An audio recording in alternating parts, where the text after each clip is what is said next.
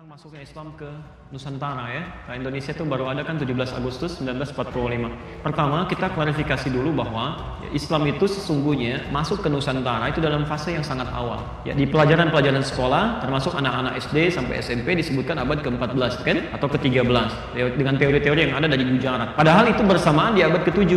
Jadi awal masa Islam, bahkan pernah nanti tercatat dalam sejarah Sa'ad bin Abi Waqqas kan itu dalam satu ekspedisi pernah ikut sampai ke kota Baros 414 km dari kota Medan ya, di kota Baros. Jadi dari awal abad ke-7 sudah ada, sudah masuk kan? Ini sudah bersamaan. Dan tidak benar kalau agama pertama di Nusantara itu Hindu kemudian Islam datang, tidak, itu bersamaan ya, baik Hindu ataupun Islam itu sudah bersamaan, ada dalam dakwah dan sudah disebarkan. Dan yang datang itu bukan cuma pedagang dari Arab, Masya Allah, tidak. Orang-orang Arab yang datang itu, baik dari Hadramaut, yang dari Yaman dan sebagainya, itu bekali ilmu, ada misi dakwah. Ya, dipetakan daerahnya, dia kembali dia catat gitu kan. Kemudian dibekali misi dakwah, mereka berdagang ya, sambil menyebarkan nilai-nilai keislaman.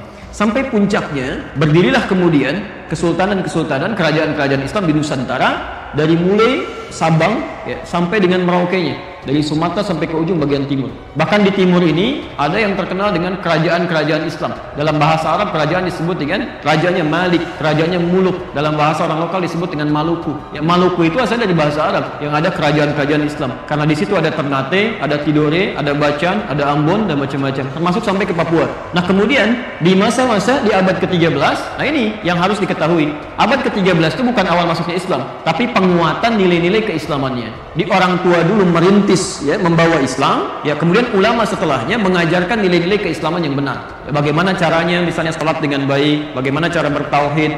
Karena pada waktu itu masih diperkenalkan. Kan ada orang yang kenal Islam tapi belum bisa salat dengan baik kan? Ya, saking hafalnya Al-Fatihah cepatnya luar biasa gitu kan? Ya, nah, ini persoalan-persoalan di sini.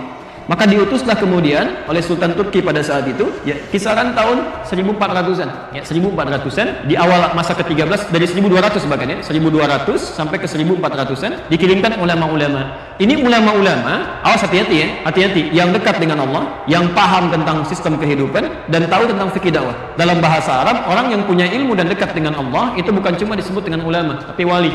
Wali jamaknya aulia ya, jamaknya aulia. Misal Quran surah kedua Al-Baqarah ayat 257, posisi sebelah kanan paling atas, Allahu waliyul ladzina amanu yukhrijuhum minadh dhulumati ilan nur ya.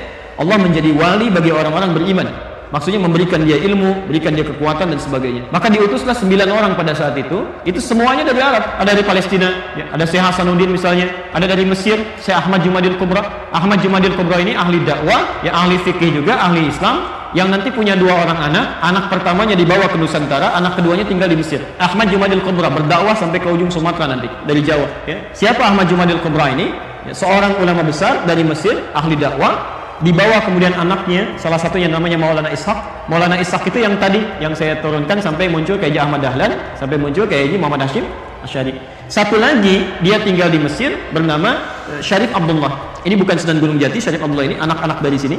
Nanti yang paling menarik ketika beliau berdakwah di kisaran awal abad ke-15 sampai awal abad ke-15 ya. Di situ sedang dikuasai di wilayah ke Sunda sampai ke pertengahan Jawa oleh satu kerajaan besar ya, satu daerah Sunda Wiwitan, Pajajaran, lebih dekat ke Hindu sebetulnya. Rajanya Prabu Siliwangi. Prabu Siliwangi itu punya kontrol ibu dari mulai Banten sampai dengan ke perbatasan ke Jawa ya, sampai nanti ada salah satu candi Cetok di wilayah Karanganyar ke sebelah atas ke sana ya. Nah, di sini ketika sedang berdakwah, Islam sudah muncul sebagian. Inspeksi beliau ke wilayah Karawang, ketika masuk ke daerah Karawang ditemukan seorang perempuan.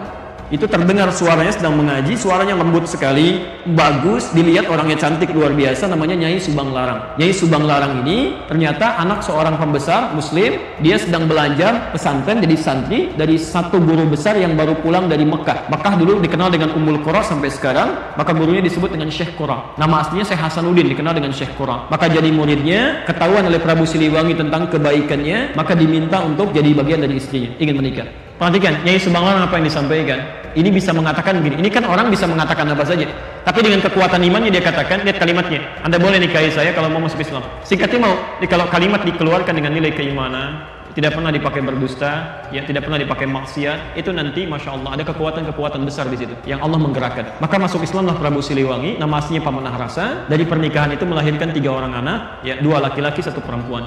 Anak pertama lahir tahun 1423, diberi nama dengan Walang Sungsang. Anak kedua lahir tahun 1426, diberi nama dengan Rara Santang. Anak ketiga lahir 1427, diberi nama dengan Raja Senara. Semuanya masuk Islam. Walang Sungsang berganti nama menjadi Abdullah Iman. Rara Santang berganti nama menjadi Syarifah Mudaim.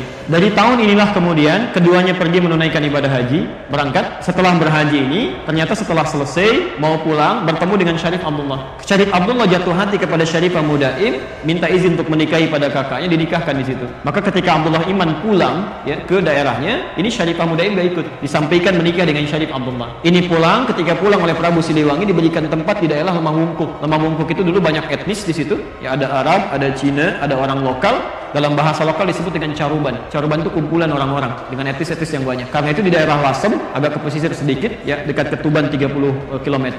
Kisaran pantai ada daerah Caruban juga di situ. Karena dulu orang Cina masuk pertama kali lewat Lasem. Daerah Karangturi kalau sekarang. Karangturi posisi paling kanan, di situ ada kisaran orang-orang Cina, komunitasnya di situ ya. Tapi kalau ibu tanya, bahasa Jawanya paling halus, ya orang-orang sekitaran itu. Caruban. Nah kemudian ada biasa mereka membuat tentang rebon, ya dari udang itu campuran di situ. Maka sampai sekarang daerah itu untuk membedakan dengan yang di Lasem disebut dengan Cirebon, ya itu asalnya. Saya kembali, yang ini pergi ke Mesir, menikah dengan Syarif Abdullah, tinggal 20 tahun di sana, melahirkan seorang anak bernama Syarif Hidayatullah. Syarif Hidayatullah inilah yang kemudian pulang. Ketika menghadap kakeknya diberikan kewenangan di Gunung Jati, maka dikenal dengan Sunan Gunung Jati. Perhatikan pelan-pelan ya, Sunan Gunung Jati ini itu bukan termasuk yang 9 wali pertama. Ini generasi keempat. Jadi kayak Sunan Kalijaga, Sunan Gunung Jati itu orang lokal, maksudnya dari campuran sebelumnya. 9 wali yang pertama itu bukan dari yang orang-orang ini generasi keempat, yang awal. Ada yang dari Mesir, ada yang dari Maghrib, Maroko, ada yang dari Palestina, ada yang dari Persia. Ya, semuanya jumlahnya 9 orang. Ada dari Turki 2 orang. Nah, ini poinnya. Ketika kembali ke sini, kembali sampai ke sini, diberikan kewenangan, Nyai Subang Larang ingin menengok kemudian Abdullah Iman di Cirebon, sampai di perjalanan singkatnya meninggal dunia. Untuk mengenang kalimat ini maka disebutkan daerahnya dengan nama Subang sampai hari ini. Kemudian tersebar luas Islam sampai muncul generasi-generasi setelahnya, sampai tibalah kemudian Portugis datang lewat Selat Malaka tahun 1511. Dari mana Portugis ini datang? Ternyata dari hasil perjanjian yang dikukuhkan oleh tokoh Kristen paling besar pada saat itu. Makanya gelarnya juga besar, Paus. Ya, Paus Alexander yang ke-6 tahun 1494. Ya, ketika umat Islam dikalahkan daerah Andalusia, kemudian beliau membuat satu perjanjian disebut dengan perjanjian Tordesillas. Tordesillas itu membagi belahan bumi pada 2 bagian, belahan timur dengan belahan bagian barat. Maka diambillah kemudian Portugis ditugaskan untuk membawa 3 misi suci masuk ke daerah timur. Sedangkan Spanyol diberikan wilayah daerah barat. 3 misi suci ini, 3 misi suci, ya itu dikenal dengan misi 3G, namanya Gold, Glory, dan Gospel. Maka masuklah Portugis lewat Selat Malaka. Asalnya nyasar dulu, Bu, nyasar sampai kemudian ke Goa. Di Goa melakukan monopoli, lalu minta bantuan pada seorang bernama Ahmad bin Majid, navigator Muslim, untuk menunjukkan arah yang sebenarnya. Maka masuklah lewat Malaka tahun 1511. Ya, apa yang pertama kali dilakukan? Pertama, memonopoli perdagangan. Kedua, membuat rumah ibadah, misi Gospel, ya.